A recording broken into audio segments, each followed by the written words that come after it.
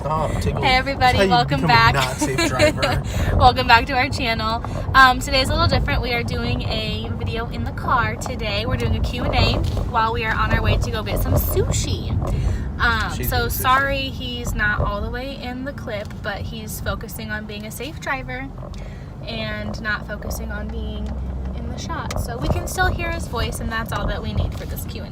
Yes. But the reason that we're doing a Q&A is because we hit 100 subscribers! We got 100 subscribers, and we're so excited. I know that might not seem like a lot to some, but I think it's super cool that there's 100 people that care about what we have to say. So, thank you. Baby steps, got it. It's an IVF channel. That was a good one. But I asked my friends on Instagram some questions. I asked if they had any questions, like whether it was related to IVF and baby stuff or not. So I am going to ask the questions, and AJ is going to be a safe driver while he thinks about his answers. And then if I have anything to add, I'll add. Hit me. Hit you. How do we meet?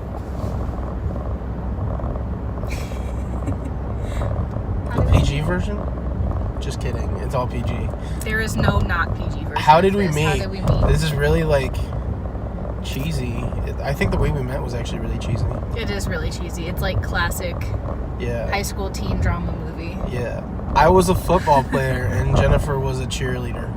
That's true. But we didn't officially, did we meet on the football field or was that during the field trip? I think we first met in football. We met on the football field, but we became friends on the field trip. Right. Yeah. Yes. So, do you want me to elaborate how we met? You don't have to. We can do a different video and you can go into your sob story about how I friend-zoned you. No, I was going to say that. About how we actually, on the field, the reason that we met. Oh, yeah. He was really grumpy because they just lost. And he transferred from a big school where they never lost. So, losing hurt his ego really bad. And our cheer team had this cheer where if they won or if they lost, no matter what, we would line the side of the field that they came off of, and we would say, "We are proud of you." Say, "We are proud of you." And we would do that, whether they won or lost, just to be, supportive. And he didn't like that very much. Yeah, because from the school I came from, you didn't get cheered if you lost. Yeah. Especially, I think we had lost that game by 40 points. It was bad. Embarrassing. It was really bad. And the school I had transferred from, there was no such thing as a losing, and losers didn't get celebrated. So I stayed behind and pretty much waited till everybody left, but Jen noticed that I stayed behind, and she stayed there until everybody left and waited for me. And it was really funny because she was kind of stubborn about it. She waited for me to leave, and I remember taking my helmet off, and she started her little chant, cheer chant, as I was walking by, and it made me laugh. And I kind of just blew her off and was kind of a jerk about it because I just did the smirk and didn't really say thanks for staying or anything. But then I felt bad about it, so I definitely apologized at a later time. Did I? I don't think you did. You probably thought about it, but I don't probably think thought about apologizing, but never did, because I wasn't very nice when I played football, especially if we lost. So, but that's the way we met. Yep, I cheered him on even though he was grumpy. Yeah. And then it just went from there. We didn't start dating until college, though, but we were really good friends in high school. Let's see. What has been the biggest challenge as a couple through your IVF journey? Ow. What has been the biggest challenge as a couple through our IVF journey? As a couple? Mm-hmm. The finances. Yeah. I think it'd be the finances. We argue about the most. We don't argue about it, but it's what stresses us out the most because IVF is not cheap. Yeah. And it's kind of if you think about it, it's like buying a new car or putting a down payment on a house. That's how much money it costs, and that's a big. And a lot of the medications that we've had to purchase are surprise costs. Yeah, there's been a couple things we've had to pay for that were surprises that we didn't know about. So that kind of, it stresses him out because we're both planners. We like to plan things in this sense. Socially and activity wise, he's not very much of a planner. He's go with the flow. But in terms of finances and stuff like that, he's very much a planner. And so when I get a call from the clinic saying, "Oh, hey, by the way, you have to buy this medicine," and it costs $200 because your insurance rejected it, it stresses him out a lot, and then I feel bad because I can't not buy the medicine, but I also can't make it cheaper, like, you know. So I think probably the finances has been what's challenged us the most as a couple. Sorry, I gotta get back to my questions. When do you think you will be transferring, and do you think you will transfer 1 or 2? So in case you haven't watched our last video, we have a tentative transfer date of April 3rd. And we are just going to be transferring 1 embryo because this is the first time. Sorry, the lighting, guys. We're driving into the sun right now. This is going to be our first transfer. It's going to be potentially my first pregnancy, so I don't see any reason to transfer more than 1 right now. Like, twins would be a blessing, but I'm not going to intentionally put myself through that because I haven't seen a reason to do more than 1. Like, the doctors are perfectly content doing 1, and I trust them, and I agree that there's not really a reason to transfer 2 yet. So, we're doing 1. Do you think you'll keep filming after you bring a baby into the world? Knowing my wife, yes. Yes. And I have, I mean, I kind of put, I had a fitness,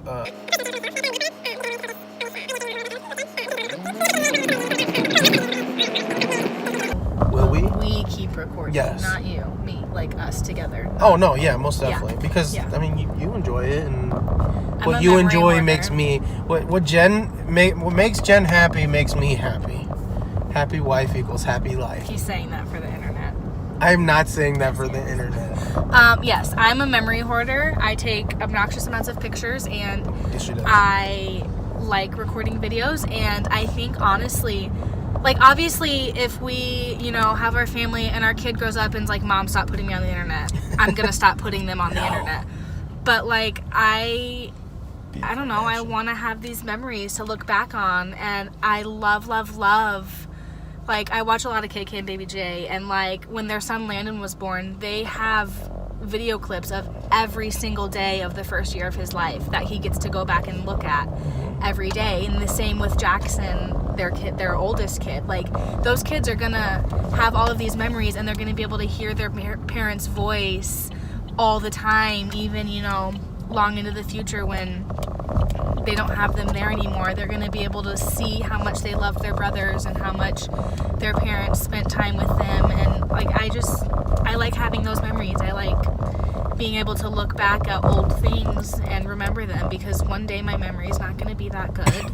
Mine And all I'm won't. going to have is the pictures and the videos. So yes, until my kids say, Mom, I don't want to be on the internet anymore, we're going to keep filming them, because I think those are great memories and I want to have them.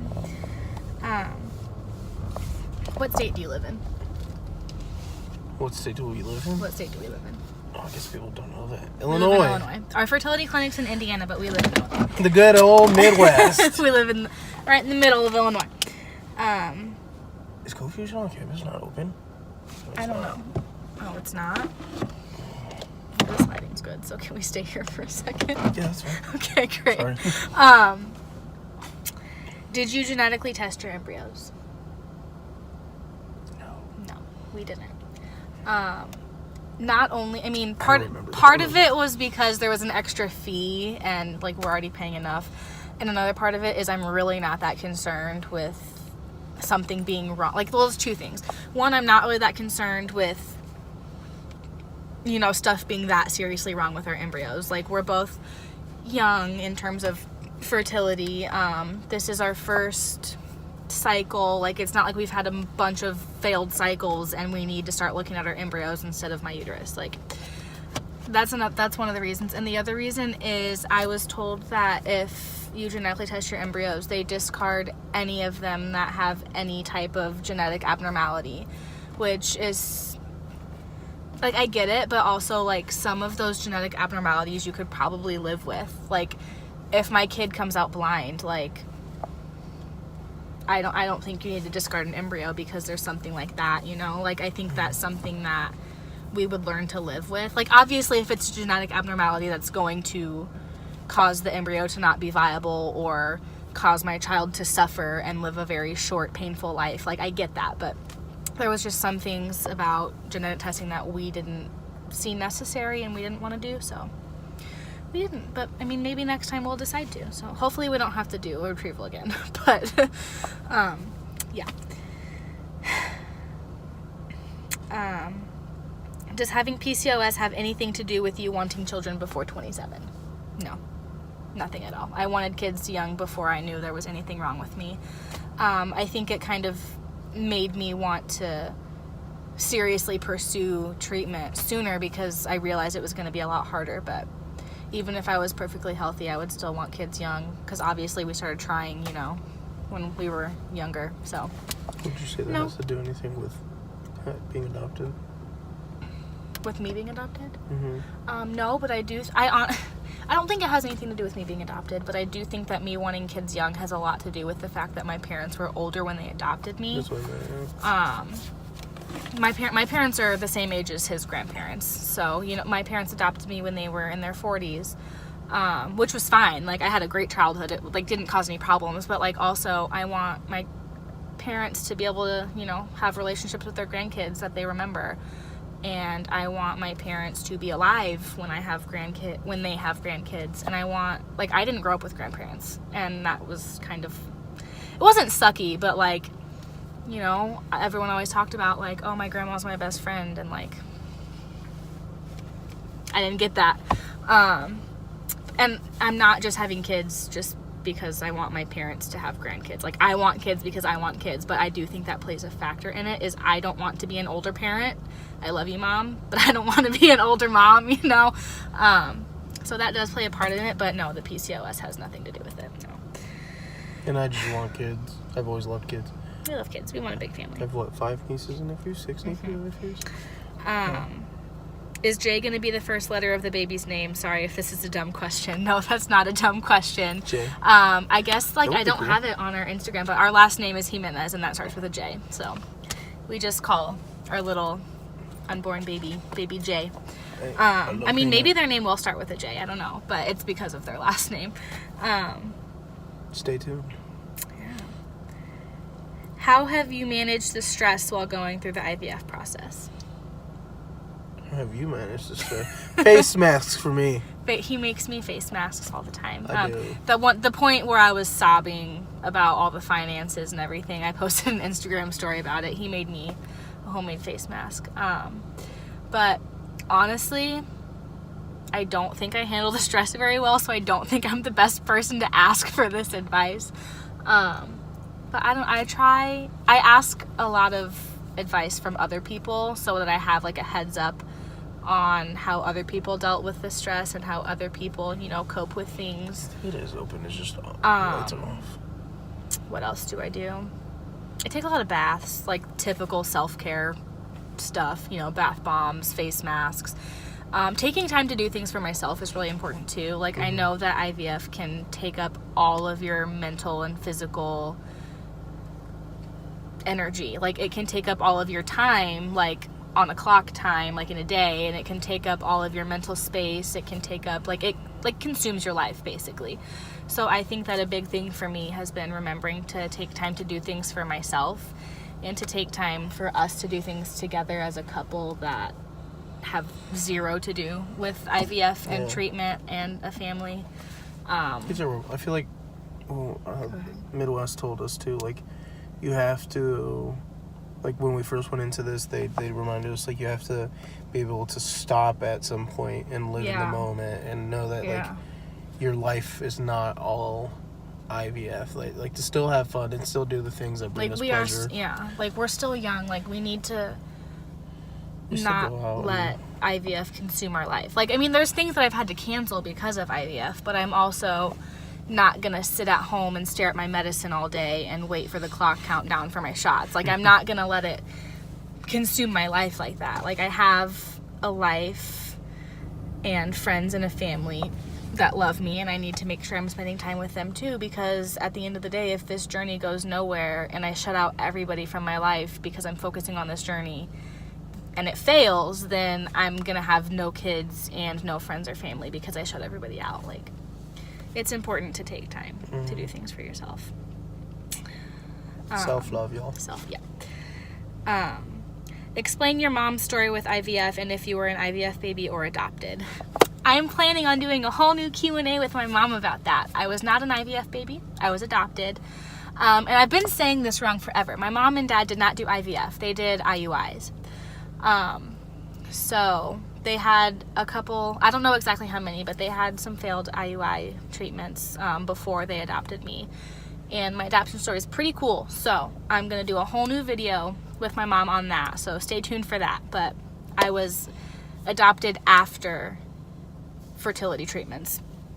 And the last question is, can you show us your dogs? And if we were home, I would. Maybe I'll insert a clip after this. Our dogs? They were in one of my Instagram stories the other day. Oh. So dang yes, dogs. when we get home, I will insert an extra clip of our puppies. We have 2 cute little puppies. Maybe I'll put some pictures up while we wait. So one of them's not little. I'll put some pictures here. So we have Sophie and Leia. Sophie's a half wiener dog, half miniature pinscher. And she's almost 3 years old, and she's a terror. She's like having a toddler. She's a terror. But we love her. And then Leia is his dog. She's half Border Collie, half Great Dane, and she is almost 2. Wonderful. So they're our babies, and we She's love wonderful. them. They're like night and day. Yeah. One's really calm and collected and graceful. That's Leia. And the other one is a mini tornado, She's a like giant a little Tasmanian tornado. devil. She's not a mini tornado. She's a giant tornado. Yeah. But those are all the questions that we got. Thank you so much for everyone who asked us a question. If anyone has any more questions, feel free to ask, and I will answer them. I am an open book, and I love being helpful and being open, and I feel like I have nothing to hide and nothing to be ashamed of. So ask all the questions. What are you doing? But we are going to go have sushi. We've been sitting in front of this sushi place for the majority of this video. So we're going to go have some sushi, and we will see you guys in our next video. Actually, our next video I don't think you'll be in. I think it'll be me and my mom. I'll see you in our next video. He'll see you in our next video. Bye, guys.